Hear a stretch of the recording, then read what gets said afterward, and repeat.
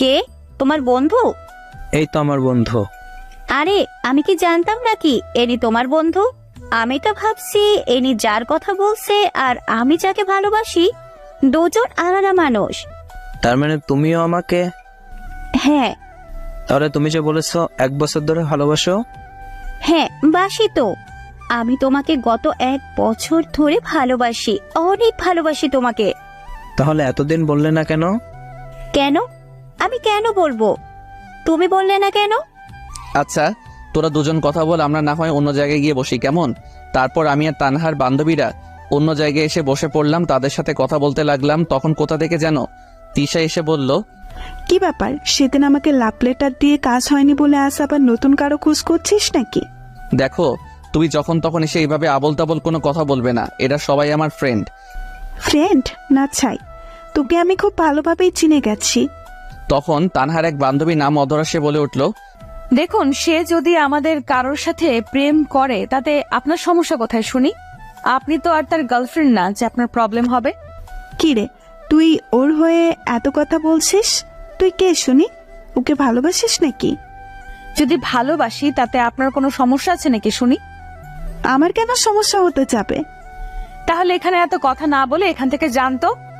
কেন, আমি কি তোদের প্রেমে সমস্যা করছি নাকি? দেখুন, আমরা এখানে প্রেম করছি না, আমরা জাস্ট ফ্রেন্ড।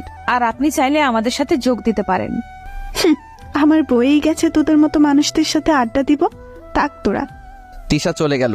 এই মেয়ের মতিগতি কিছুই বুঝি না, যখন তখন অপমান করে। আমি এই মেয়ের কি এমন ক্ষতি করেছিলাম যে যখন তখন অপমান করে? ভালো লাগে না। এই, আপনার কি মন খারাপ? না, মন খারাপ কেন থাকবে? আরে ওই মেয়ের কথাই কিছু মনে করবেন না। যে যেমন সে তেমনই ভাববে। সে নিজে হয়তো অন্য কারোর সাথে প্রেম করে, তাই আপনাকে আমাদের সাথে বসে থাকতে দেখে বলছে আপনি প্রেম করছেন। হুম। আচ্ছা, ফারাবিকে কিভাবে চিনলেন? ওই যে সেই দিনের কথা মনে আছে, যেদিন ক্লাসে আমি কান ধরে দাঁড়িয়েছিলাম? হ্যাঁ আছে। জানেন, আপনাকে অনেক কিউট লাগছিল সেদিন। এত হাসার কি হলো? না মানে, আপনাকে পিচ্চি একটা ছেলের মতো মনে হচ্ছিল। হুম। ওই, আপনি কি রাগ করলেন নাকি? না, রাগ কেন করব? আচ্ছা তাহলে এবার বলুন, ফারাবিকে আপনি কিভাবে চিনলেন? মানে আপনাদের পরিচয় হলো কিভাবে? সেদিন ফারাবি আপনার বান্ধবীকে চিঠি ছুঁড়ে মেরেছিল নিচ থেকে, সেটা তিশার কাছে চলে যায়। আর তারপরের ঘটনা আপনি জানেন।